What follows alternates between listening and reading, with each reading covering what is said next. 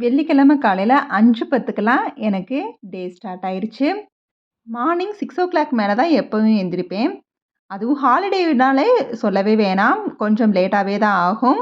7:00, 7:30 அந்த மாரி தான் வந்து மார்னிங் வந்து ஸ்டார்ட் ஆகும். எவ்வளவோ நாள் பிரம்ம முகூர்த்த பூஜை பண்ணணும் அப்படிங்கிற தாட் வந்து இருந்துட்டே இருந்துச்சு. பட் ஏதாவது ஒரு ரீசன்னால அது வந்து தள்ளி போய்க்கிட்டே தான் இருந்துச்சு. பட் இன்னைக்கு சூப்பரா வந்து பிரம்ம முகூர்த்த பூஜை பண்ணியாச்சு.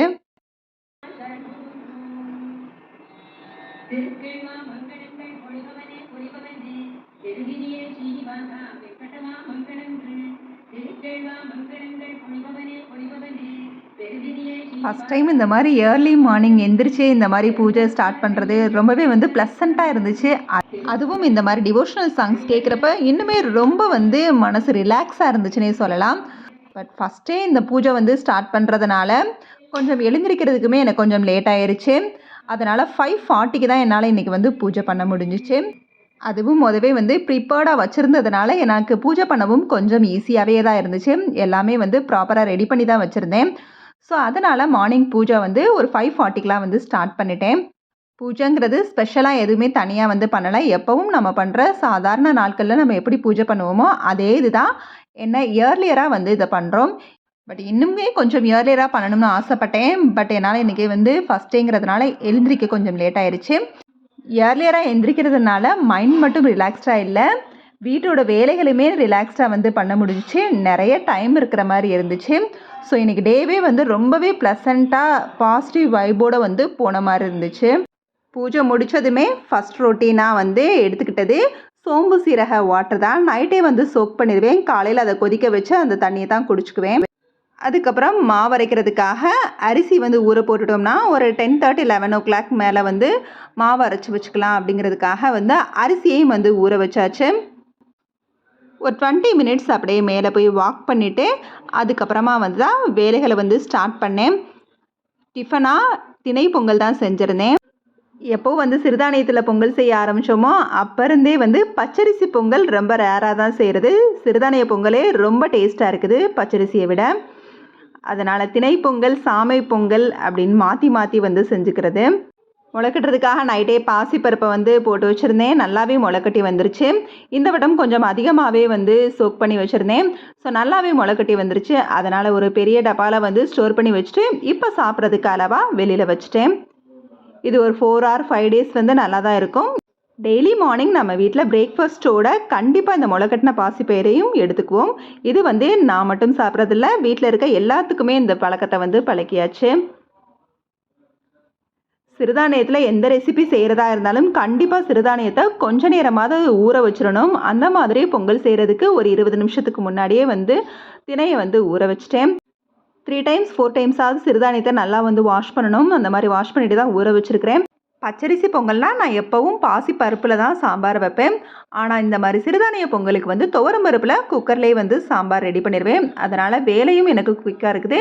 இந்த பொங்கலுக்கு என்னை பொறுத்த வரைக்கும் துவரம் பருப்பு சாம்பார் தான் டேஸ்ட்டாக இருக்குது. திணை பொங்கலுக்கு பச்சரிசியும் திணையும் சேர்த்து 1 கப் எடுத்துருக்கிறேன். 3/4 கப் திணை, 1/4 கப் பாசிப்பருப்புன்னு.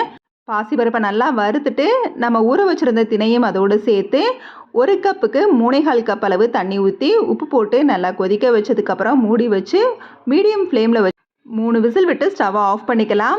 விசில் அடங்கினதுக்கப்புறமா தாளிப்பு கொடுத்துக்கலாம். எப்போவும் நம்ம பொங்கலுக்கு கொடுக்குற மாதிரி ஒரு பேனில் நெய் ஊற்றி கடுகுளுத்தம் பருப்பு, சீரகம், மிளகு, பச்சை மிளகாய், கருவேப்பிலை, துருவின இஞ்சி, கொஞ்சம் பெருங்காயம் சேர்த்து நல்லா வதக்கி விட்டுட்டு பொங்கலில் சேர்த்து நல்லா கிளறி விட்டுட்டோம்னா சூப்பரான திணை பொங்கல் ரெடி ஆயிரும்.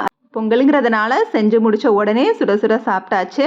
சூடான டேஸ்ட்டில் வந்து சாப்பிட்றப்ப இன்னுமே கொஞ்சம் டேஸ்ட்டாக இருக்கும். இயர்லியராக டிஃபனும் வந்து சாப்பிட்டு முடிச்சதுனால கிச்சன் க்ளீனிங்கும் முடிஞ்சிருச்சு. ஸோ ரொம்பவே ரிலாக்ஸ்டாக டைம் இருந்துச்சு. இருந்த சின்ன சின்ன வேலைகளை வந்து பார்த்துட்டு ஒரு 10:30க்கு மேலே தான் மாவரைக்கவே ஸ்டார்ட் பண்ணேன். இந்த நாள் பிரம்ம முகூர்த்த பூஜையோடு தொடங்கினதுனால இன்றைக்கி டேவே ரொம்பவே வந்து ரிலாக்ஸ்டாக இருந்துச்சு.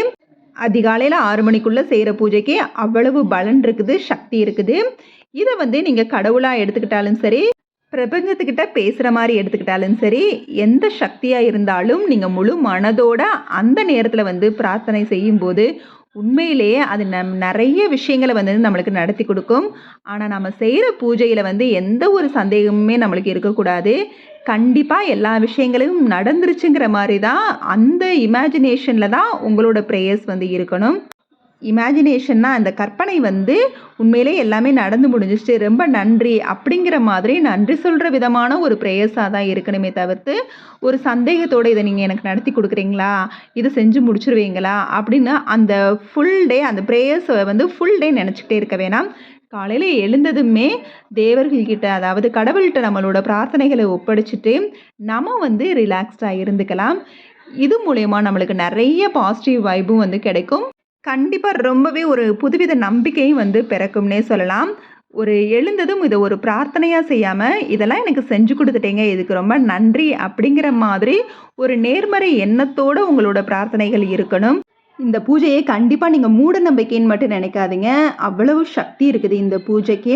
உங்களோட பிரார்த்தனைகள் என்னவோ அதை முழுசாக கடவுள்கிட்ட சொல்லி அது ஃபுல்லாக நடந்து முடிஞ்ச மாதிரி உங்களோட பிரார்த்தனைகள் இருக்கணும். எல்லாத்தையும் உங்ககிட்ட ஒப்படைச்சிட்டே நீங்கள் பார்த்துக்கங்க, இதெல்லாம் எனக்கு செஞ்சு கொடுத்துருங்க. இந்த நாள் மட்டும் இல்லை, இனிமே வரப்போகிற நாளுமே வந்து இனிமையாக இருக்கும். என்னோட ஒவ்வொரு செயல்லையும் நீங்கள் இருக்கிறீங்க. என்னை முழுசாக பாதுகாப்பாக நீங்கள் வழி நடத்துங்க. இந்த மாதிரி நிறைய விஷயங்களை வந்து அவங்கக்கிட்ட ஒப்படைச்சிட்டு நீங்கள் வந்து ஃபுல் டே ஃப்ரீயாக இருக்குங்க. ப்ரேயர்ஸ் எல்லாம் முடிச்சதுக்கப்புறமா ஃபுல் டே அதை நினச்சிக்கிட்டே ஒவ்வொரு தடவையும் ப்ரேயர் பண்ணுறப்ப இதை நடத்தி கொடுத்துருங்க, எனக்கு நடத்தி கொடுத்துருங்க, அந்த மாதிரிலாம் கண்டிப்பாக வந்து சந்தேகப்பட்டு கேட்குற மாதிரி செய்யாதீங்க. முழு நம்பிக்கையோடையும் நேர்மறை எண்ணத்தோடையும் உங்களோட பிரார்த்தனைகள் இருக்கட்டும். நமக்கு மீறிய சக்தி ஒன்று இருக்குது, அதை முழுசாக நம்புகிறவங்களுக்கு கண்டிப்பாக அதுக்கான பலன் கிடைக்கும். இந்த வீடியோவில் நான் சொன்ன விஷயங்களில் ஏதாவது நிறை குறை இருந்தால் கண்டிப்பாக கமெண்ட்டில் சொல்லுங்கள். இந்த வீடியோவில் சொன்ன விஷயங்கள் உங்களுக்கு யூஸ்ஃபுல்லாக இருந்துச்சுன்னா லைக் பண்ணி ஷேர் பண்ணி சப்ஸ்கிரைப் பண்ணிக்கோங்க. ஈவினிங் கோவில் போகணும். நாகம்மாள் கோவிலுக்கு பால் ஊற்றி வைக்கிறது ரொம்பவே சிறப்புன்னு சொல்லுவாங்க. நம்மளுக்கு எந்த கஷ்டங்கள் எந்த பிரச்சனைகள் இருந்தாலும் கண்டிப்பாக அவங்க நீக்கிடுவாங்கன்னு சொல்லுவாங்க. ஸோ ஈவினிங் கோவில் போகிறதுக்கும் மறுநாள் சனிக்கிழமைங்கிறதுனால காலையில் 7 மணிக்குள்ளே விநாயகருக்கு விளக்கு போடுவேன். அதுக்காகவும் உதிரிமல்லி முத நாள் நைட்டே வாங்கி வச்சுருந்துச்சு. காலையில் டைம் ஃப்ரீயாக இருந்ததுனால அதையும் வந்து கட்டி முடிச்சிட்டேன். ஒரு 10 o'clock மேலே மாம்பழத்தை கட் பண்ணி சாப்பிட்டுட்டு அதுக்கப்புறம் வந்து மாவு அரைக்கிற வேலையை ஸ்டார்ட் பண்ணிட்டேன். இந்த வீடியோ கொஞ்சமாவது கண்டிப்பாக யூஸ்ஃபுல்லாக இருக்கும்னு நினைக்கிறேன். இதோட இந்த vlog முடியுது.